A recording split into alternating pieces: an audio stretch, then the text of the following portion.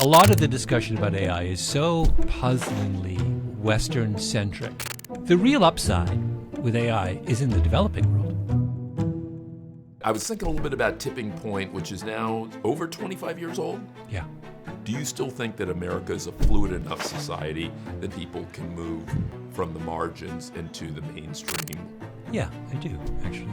I still think this is about as good a deal as you can get anywhere in the world. It was interesting hearing you as a business person. I could easily see myself as a business person. If you look at my Twitter feed, it is 60 to 70% YIMBY people. Yes, in my backyard.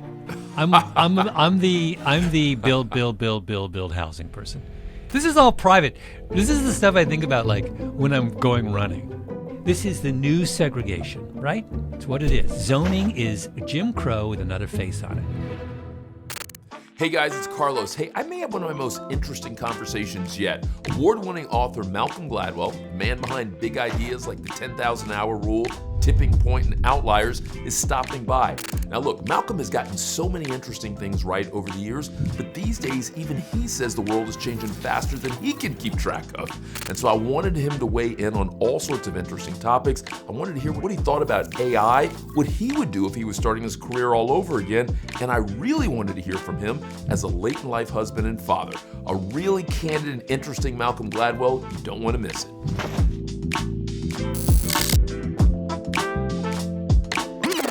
I guess I should start by saying long time no see. I know. I saw you last year in that hotel in Palo Alto. But yeah, it's good to see you. Yeah, it's good. You know what I say to people these days? It's good to be seen. So it's good to be seen. It's good to be seen. It's good to be seen for sure. Well, since we last got together, you've got lots of exciting family news. You are now a dad. Yeah. Yeah. Twice over. Girls, boys.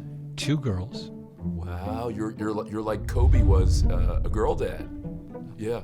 And have they seized up your heart? Are you enjoying this? Are you struggling with it? What are you? No. This is the best thing I ever did. It's fantastic. They're hilarious. They're their own little variety show that's taking place inside my own house. That is kind of funny. And which character are you? Which variety show are we watching? Oh, I'm the out of it dad. I'm like, it's a 50s sitcom that I think is going on here. Okay. I was seeing the other day that we now have 10 years of your podcast, Revisionist History, a quarter of a billion downloads. Is that right? If they said that, I haven't counted them. So if somebody says that, it must be true. My name is Malcolm Gladwell. You're listening to Revisionist History, my podcast about things overlooked and misunderstood. The story I'm about to tell you is the strangest Hollywood story you have ever heard. To me, the fun part about a podcast is not just telling the story, but finding an audience. I'm really interested in building an audience, in figuring out how to kind of create a successful enterprise out of storytelling is something that I spend a lot of time thinking about. What are a couple of your favorite episodes? I was binging a little bit and enjoying. I was just listening to the Andrew Jarecki conversation, which I really enjoyed. But what are a couple of your favorites from over the years? Well, we did, in the fall, I think was the best thing we've ever done in all 10 years, which was this 7-part series called The Alabama Murders, about a capital case in Alabama. And it was everything I've ever wanted to do in audio, take a complicated case and bring it to life and tell the story with emotion and with some sense of compassion for those who are involved.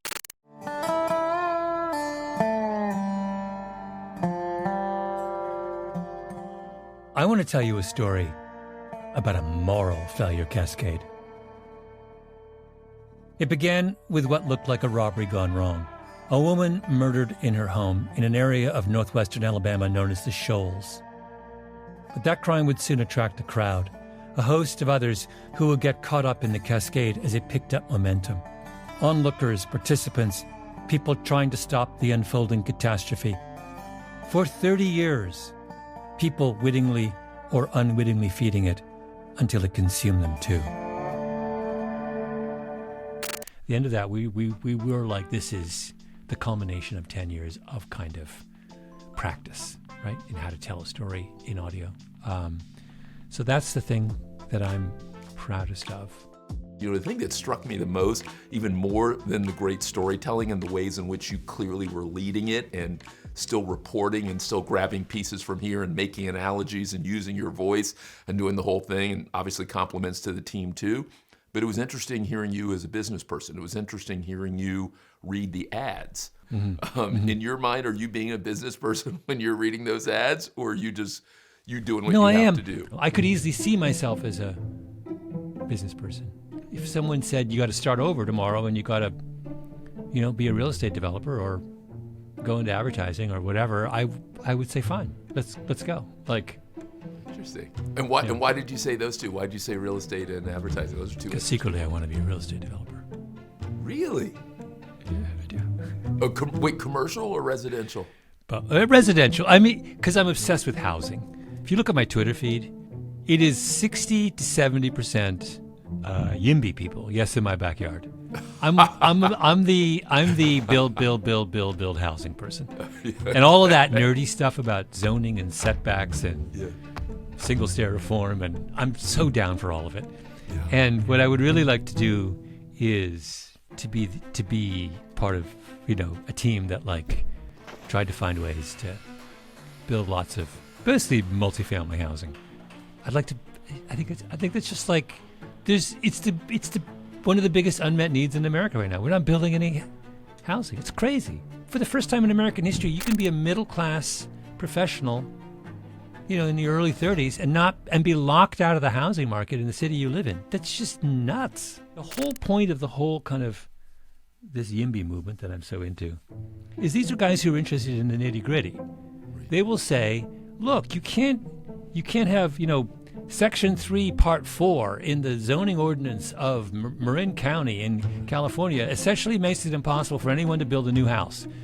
We can talk all we want about how this is a serious social issue, but until you rewrite that rule thoughtfully and you issue a permit in a timely fashion, no one's going to build.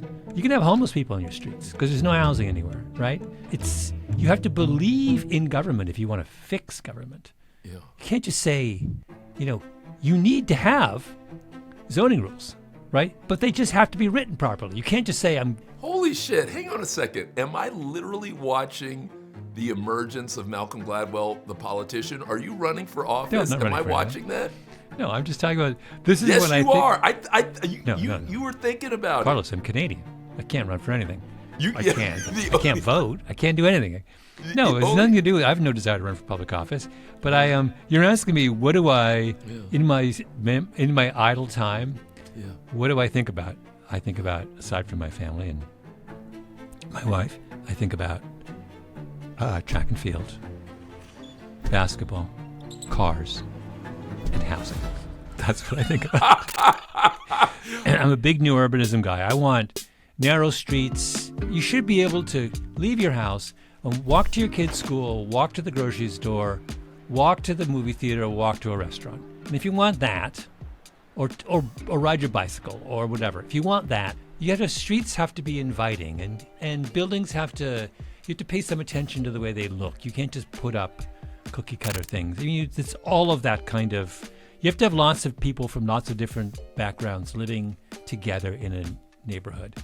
So a neighborhood should have some mix of old and new, some mix of expensive and cheap, some mix of tall and short. That's what I'm interested in. There are a ton of people in this world who have thought deeply about how to do this, but you have to make a commitment to build.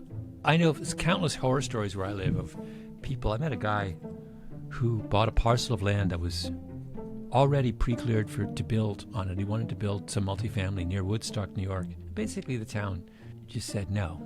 It's a bunch of older, wealthy white people who are terrified of anyone who's not old and wealthy and white moving into their area. And I'm sorry, that's unacceptable. This is the new segregation, right? It's what it is. Zoning is Jim Crow with another face on it.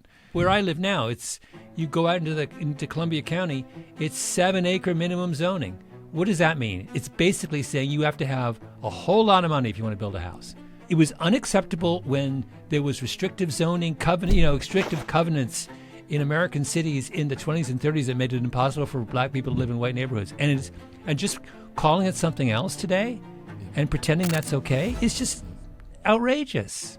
When you talk to, I don't know how much you're doing these kind of conversations these days, but when you talk in front of largely white groups or heavily white groups and you make comments like that, what kind of reaction are you getting, if any?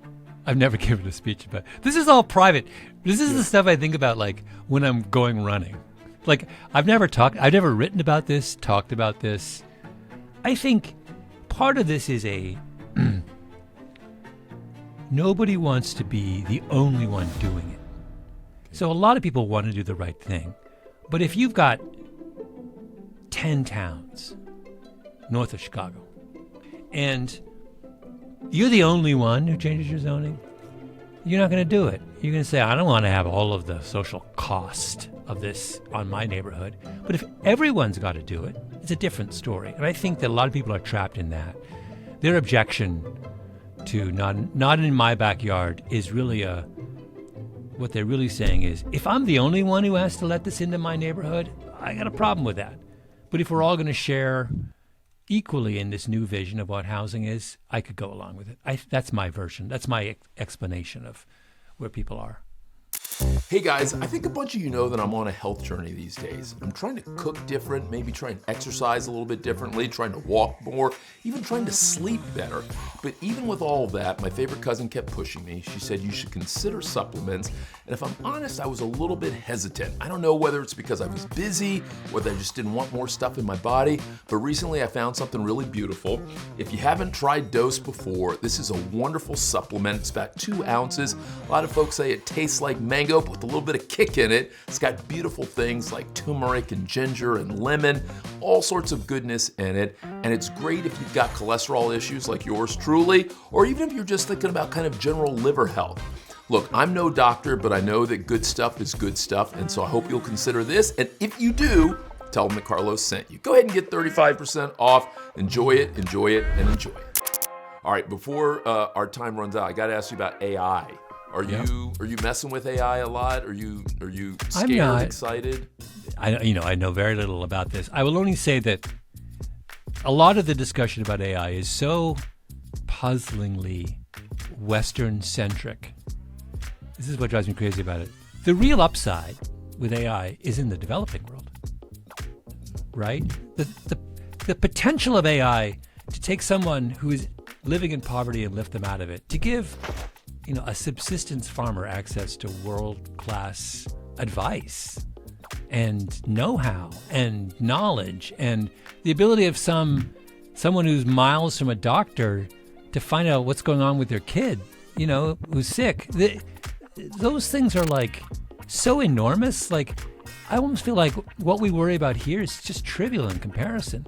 AI is just a tool for delivering expertise, right? We already have a lot of expertise. So the marginal value of AI for us, although it's not zero, it's not huge. But if you don't have any, it's massive. You go from zero to 60, like overnight, right? I'm sick of these discussions, which are so parochial, that are all talking about what's going to happen in America over the next 24 months, whatever. No. Tell me about what's going to happen in Pakistan. Tell me what's going to happen in sub-Saharan Africa. Convince me it's bad if it's going to be bad. But my sense is it's going to be fantastic. And I like that, and that makes a ton of sense. It reminds me of your friend Lenin talking about combined stages and talking about the ability for technology to allow people in tough situations to not grow slowly, but literally make a leap to at least a stable place. And so that's actually really interesting when you say that on healthcare, on education, on food, healthcare alone, like I can give access to a world-class specialist to somebody living in some incredibly poverty-stricken corner of wherever. What are we doing here? Why are we sitting around like crying in our beer, and like this is gonna change lives, millions of lives of people who need to have their lives changed. All right, I'm going to stay parochial for one more second. What about the idea the robots are going to take over? You worried at all? Well, I have worries, but like I say, I want to hear the big picture. I don't want to hear... I'm sick of people even on these questions talking as if America is the only country in the world. I guess that's my position. Yeah. So, yeah, let's talk about robots, but let's talk about robots everywhere. Hey, Bev. So I wanted to follow up on Vegas. When are you thinking about that for the trip? What days? So I'm thinking either the 20th or the 21st. Does that work for you? I think it does as long as it's early enough in the month. I think that probably works. Wait 1 second. Okay. Do you mind giving me that dose, please? Wait, what did you just say? It's this really wonderful supplement for cholesterol called Dose. Have you seen it? This is so crazy. I feel like I'm literally, Bev, seeing this everywhere. It is wild. I started drinking it because a friend told me. It actually tastes like mango, a little bit of spicy because it has turmeric. It helps with cholesterol. Okay, all right, well, I obviously need to do that. That damn Dose is everywhere. Hey, man. Hey man, how you doing? Good, good. How you been? I've been doing great, man. Is that you? Oh, that's us. Oh, wow. Are you using that? Yes. Man, everybody is, man. It is crazy. I had not heard about it until a couple months ago, and now I feel like everybody's using it. Damn, I may need to start trying it. Oh, we do. Yeah, I like that. You want one? You have it here? Man, stop, man. I got just what you need. Okay, all right. Oh, you got the little fancy things, huh? There you go. Okay. All right. Okay, a little shot of Look at- something. Okay. Can I actually have this? Man, come on, man. All right, okay, all right. You don't have to tell me once. Step back now. Watch out. You sure this is good for me? Oh, it's good. Okay, all right. It'll be good to you. Tastes a little bit like mango, Okay. but with a little bite. Okay. It's like they must have some pepper in this. Ain't nothing like getting bit. What made you start on this? Man, I'm 60. I'm getting to be 65 years old on Monday. Happy birthday early. That's right. So this is, you think this is giving you a little something? Oh man, it's gonna be a part of my life for a long time. Yeah, man. What do you want, man? Same thing. Same thing. Same thing. Make me beautiful. Well.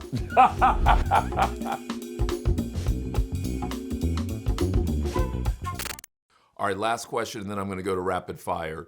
I was thinking a little bit about Tipping Point, which is now, is it over 25 years old now? Yeah. Crazy. When you think about the ability for people on the margins to compete, win, grow, participate in this society, do you still think that America is a fluid enough society that not just one or two outliers, but lots of people can move from the margins into the mainstream or even to the top of the heap, however that gets defined?